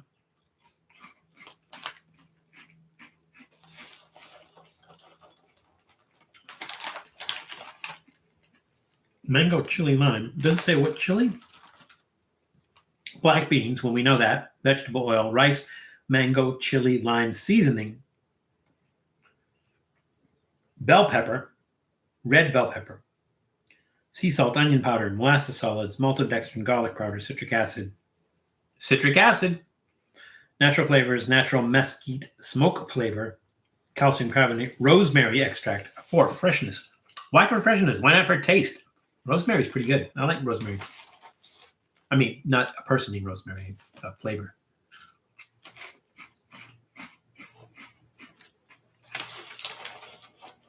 Greg must have thought I asked what the answer to life and everything, or what is it? Life, the meaning of life, the universe, and everything. I can't remember. Ooh, now it kicks in. Okay, there's something spicy in there that kicks in. The lime flavor is more sweet than sour. Oh, 42-degree temperature.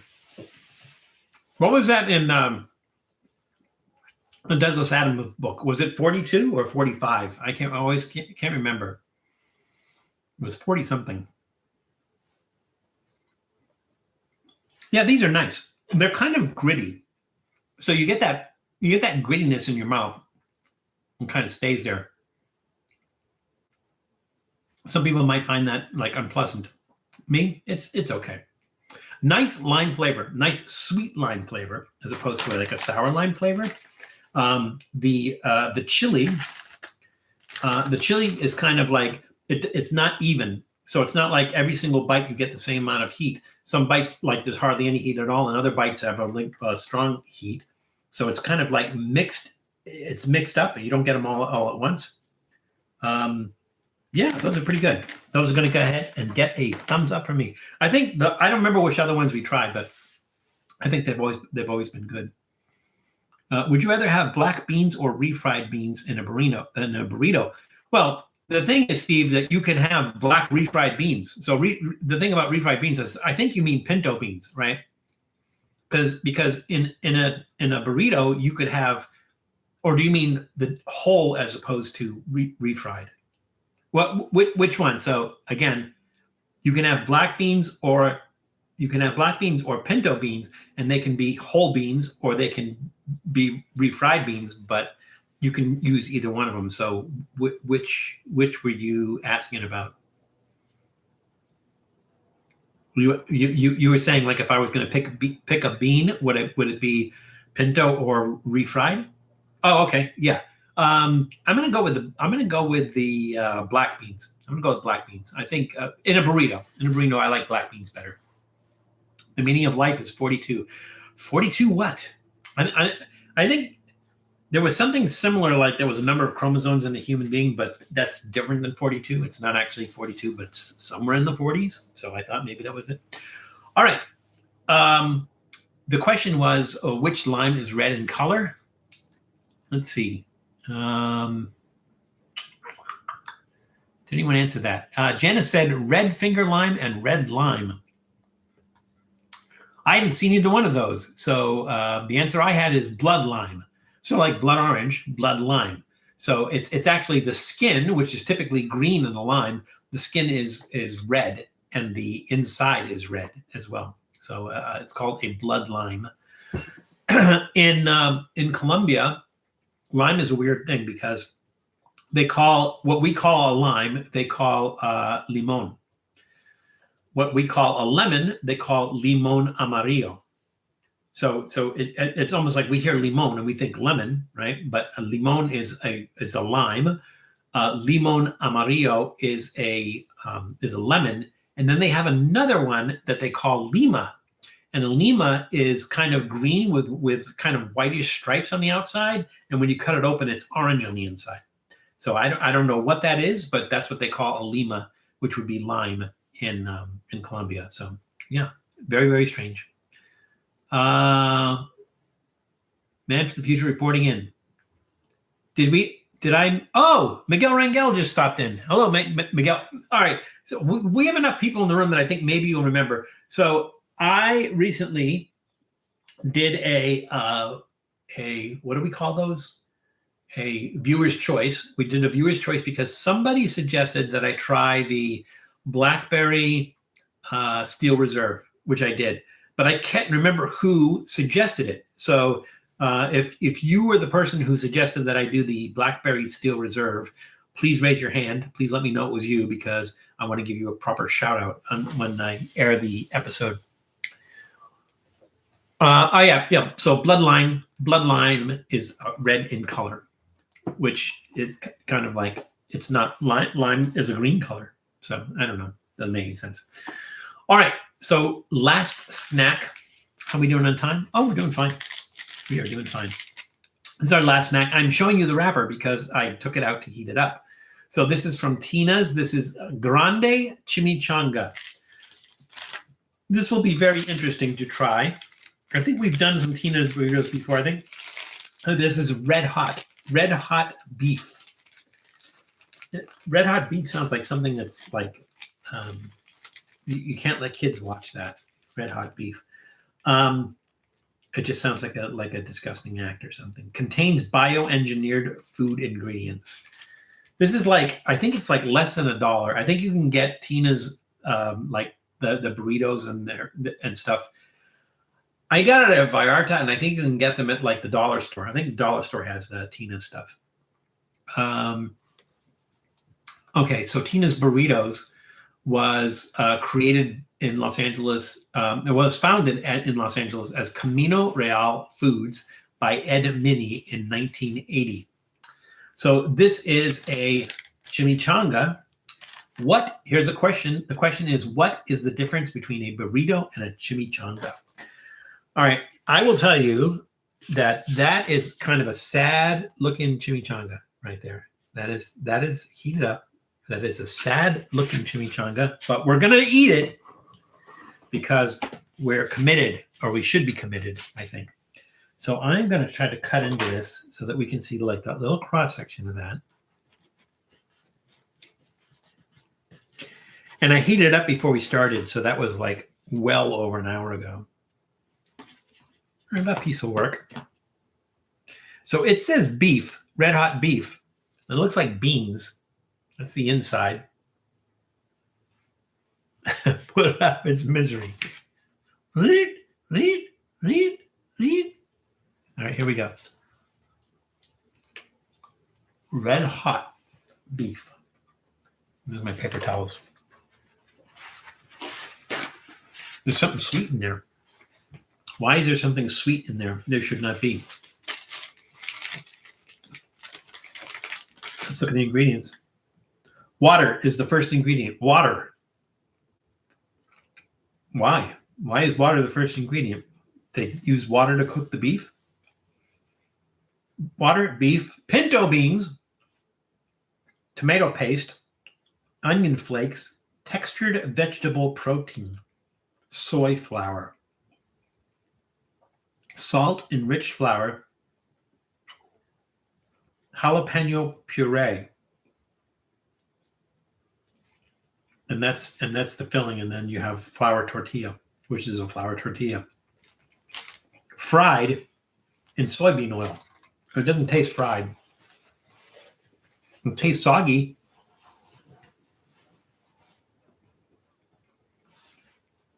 Did anybody own up to the Blackberry Steel Reserve? I want to credit you in the video. Chimichangas are, no, okay. It's kind of bland. It says red hot, and I don't know if that's supposed to mean like, because like when you heat it up, it burns your mouth. There's a slight, like a slight chili pepper burn, but it's really slight.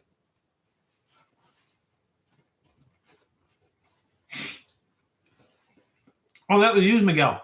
All right, Jules, can you remember that? Because you know me. Remember that Miguel Rangel was the one that suggested that we do the Blackberry Steel Reserve?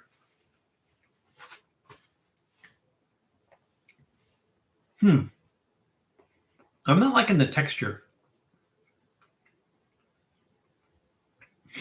Julie's cracking some heads. Thank you, Jules. I don't know the text. I don't like the texture at all. It's kind of, it's like the texture of a boiled potato. And somehow I'm thinking chimichanga should not have that texture. Also, you like a chimichanga to have sort of meaty texture inside, you know, like whole pieces of onion and stuff like that. And this does not. It's kind of disappointing. It doesn't suck. It's just kind of disappointing. I mean, the flavor is okay. It's not red hot. I'm going to give that a thumbs. I'm going to give it a thumbs down, trending upward because it's not bad. It doesn't taste bad. It's not red hot. I'm not crazy about the texture. And yeah, there's no texture. It's just kind of, you know, kind of mushy and bland and stuff. So here's something I want to do. Do we have time? We do have time. All right. Here's something I want to do. That must be a problem only I can take care of. Is this important? Hang on. Bear with me. Oh, okay. No, just about tomorrow. So what I want to do is I'm going to take a few minutes here. We do have a few minutes. So we can still do Goop and Laundry, still have time. But I'm going to do this. As long as I have this poor excuse for a... Oh, I'm sorry. I didn't answer the question. The question was, what is the difference between a burrito and a chimichanga? And Janice says chimichangas are fried. Yes, Janice, that is correct. Chimichangas are fried burritos. They're deep fried burritos is what a chimichanga is. So, anyways, what I want to do is I want to do this. I've recently picked up 3 new hot sauces that I have not tried yet, and I want to try them. So I might as well try them on this because this is like a neutral palate. It shouldn't be, but it is. So let's see. These are all 3 habaneros. So we have, this is from El Yucateco. And this one sounds really interesting. It is habanero and coffee. We have from Mexico Lindo, salsa de chile habanero rojo.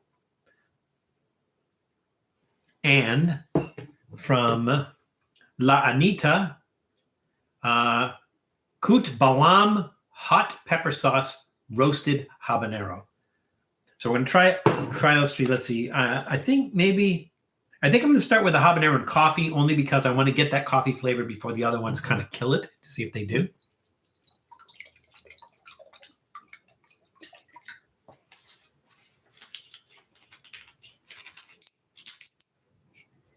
I actually had this. Julie and I were going to try this, and we just never got around to it.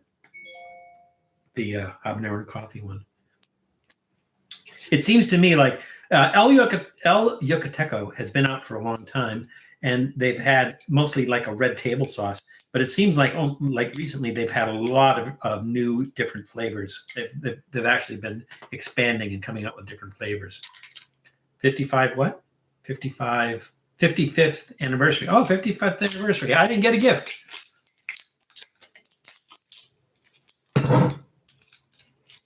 I mean, I didn't get a gift for them. Not that I didn't get a 55th anniversary gift. Ooh, that's an interesting smell. All right. So let's try this. This is the habanero and coffee from El Yucateco. Let's try this. Janice does rock, Jules.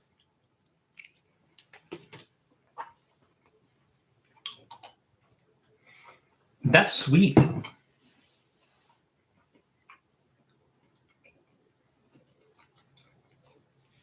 It's not crazy hot like you would think habanero is. Oh, that coffee flavor is really strange.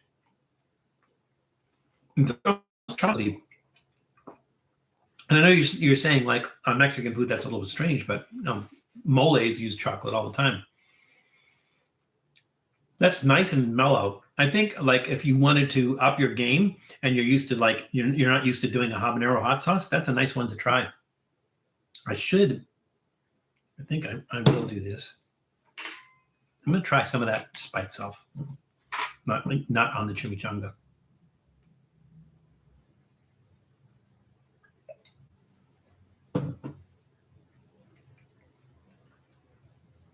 Wow. Yeah, that has like a sweetness to it. That is really interesting. I mean, coffee is one of the main ingredients in there. Oh, okay, when you try it just like that, you do get more heat. So the heat actually kicks up. It kind of got muted when I put it on the chimichanga. All right, next let's try this one because this one looks more like a habanero table sauce. So this is the Mexico Lindo Salsa de Chile Habanero Rojo, which is red habanero.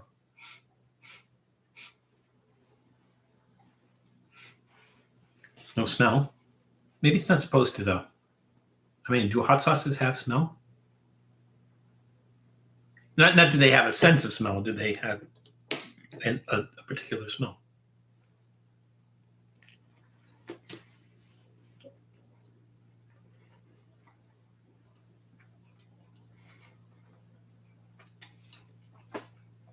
That's more like a tapatio, like a table sauce thing, except the heat is a lot hotter.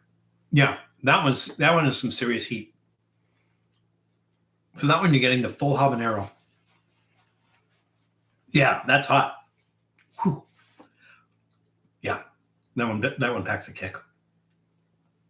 So, like, if somebody says, "Hey, do you have any hot sauce?" Don't just give them this because, if they're used to like Tabasco or something, they're not going to be your friend anymore. All right, and then last we're going to try the La Anita roasted habanero hot pepper sauce. I think we still have plenty of time for goût mélange.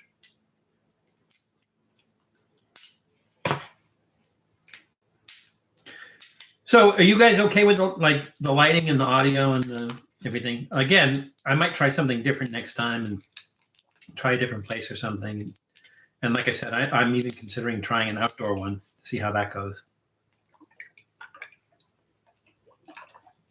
Yeah, well, especially Jules, habanero and mango together, really, really good.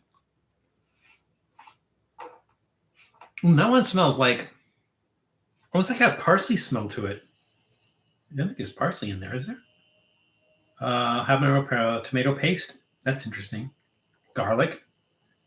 Oh, I don't see any kind of leafy thing in there.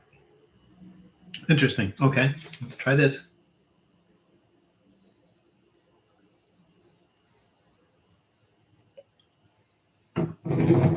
As you can tell, I like hot sauces.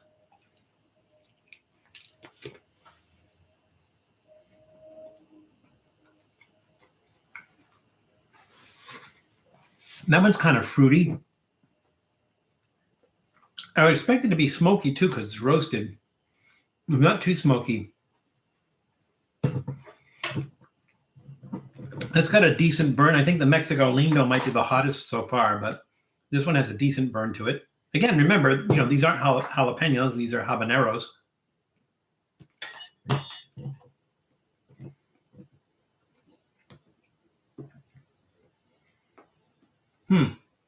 Oh, yep, that one got me. Those are all pretty good. I think my favorite might be the habanero and coffee one, but they're all very, very good. These will go to good use. Amazing work. What did I do? It's my day off. All right. So now it is time on Trippy Food when we do the goût mélange. So I don't have my clear bowl. We'll have to use this one. All right. Let's see. Let me cut up some of this chimichanga.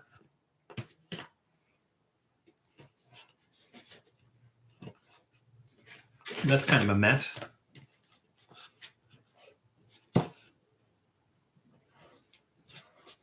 I wonder if I have anything that's not going to cut really well. The mochi, that's going to be interesting. All right, that cut up pretty good. And I think it even has some of the salsa on it. Yeah, I'm going to try to engineer something where you can actually see what I'm doing. That's a little difficult. Let's see. Okay, we got these. The Harvest Snaps. These are mango chili lime. Harvest Snap. That's too many. All right. They'll just break apart into nothing.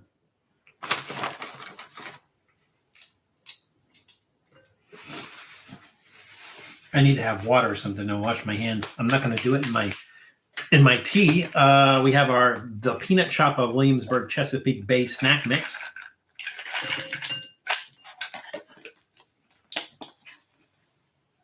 There's no need to fear. Old guy is here. Tom, welcome, Tom.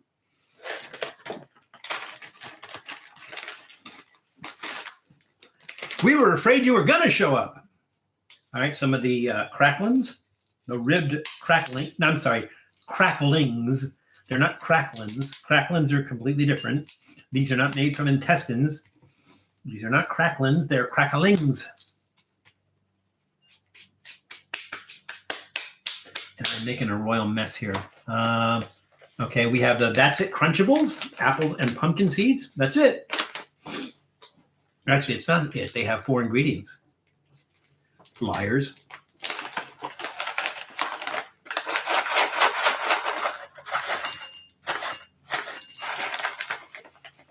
Let's see what else we got. We got we have our Boozy Jerky, Montreal maple spice beef jerky. They should break apart. I think that's like really soft. It just breaks right apart.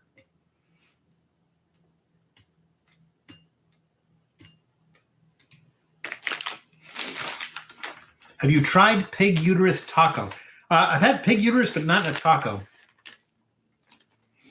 Who was I with when we did pig uterus? Allie. It was with Allie.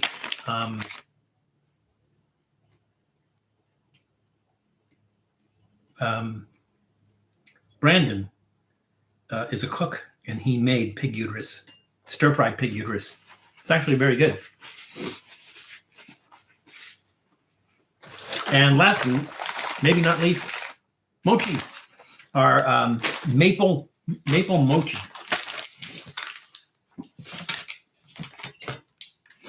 That's making my nose run.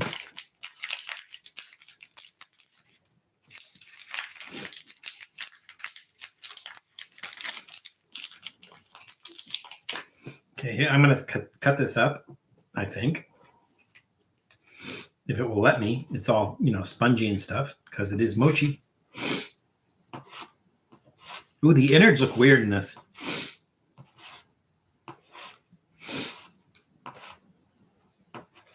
One ought to do it. There we go.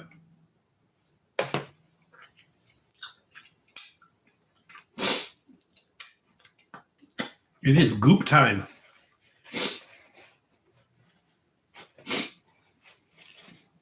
A melange. I'm going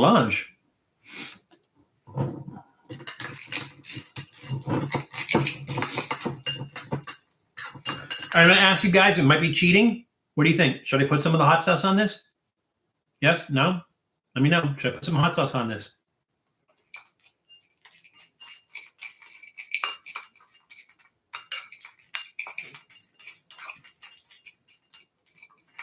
Yes, I should put some hot sauce on there. Should I put all 3 or just one? What do you think, Janice? I'm relying on you because you answered the question. Just one or all of them? All 3? What do you think? Going once? Going twice? All 3. Okay. Janice asked. So let's do the Kootbaum roasted habanero. A little of this is going to go a long way. That should be enough. Our El Yucateco habanero and coffee.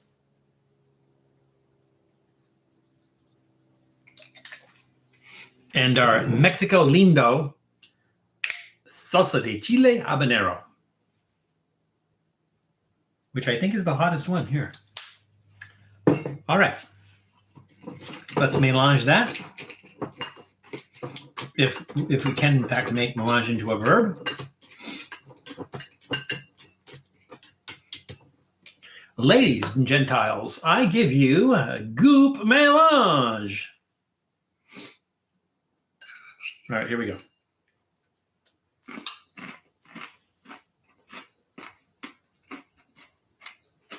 What's really sweet? Mochi, I think. Really sweet. Mm-hmm. Wow. That's like a real strong sweetness that cuts through everything else.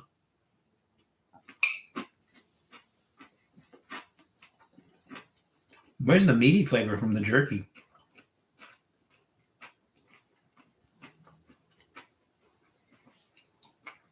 Something that's kind of mushy in texture. Probably the chimichanga probably has the most undesirable texture in here.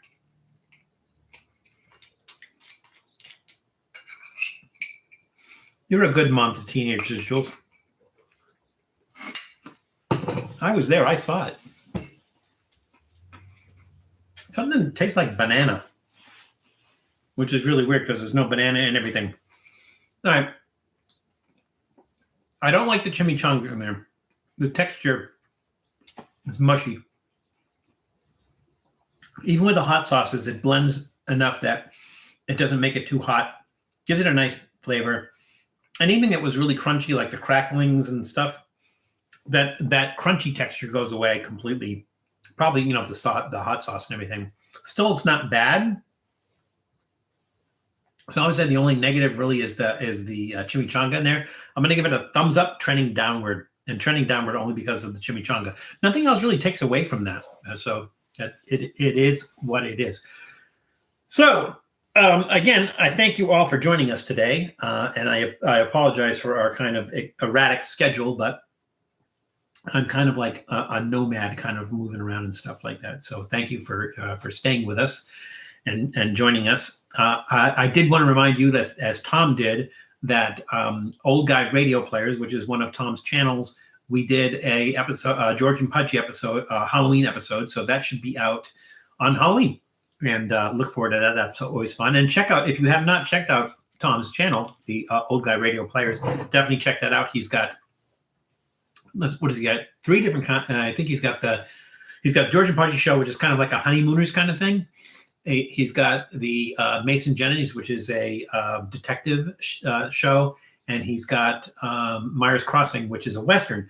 But they're all done in the style of radio shows from the 1940s. So I think you'll enjoy them, and you should check them out. And Tom, put up a link there. Put up a selfless, shameless link so people can find that channel. Also, check out the other channels, Nashi's, Janice Yamanaka, all great channels. David Wartle, who joined us today. Some great channels. Definitely check them out as well, and give them some love. If you check out their channel and you like them, which I think you will or do, be sure, if you have not subscribed to, please do so, and be sure to like the videos, leave comments on them and stuff, because that helps them out. Also, if you have enjoyed Trippy Food to this point and you have not subscribed to us, it helps us too. So go ahead and subscribe, like the videos, leave comments and everything. And I promise you, if you leave a comment, I will write back to you.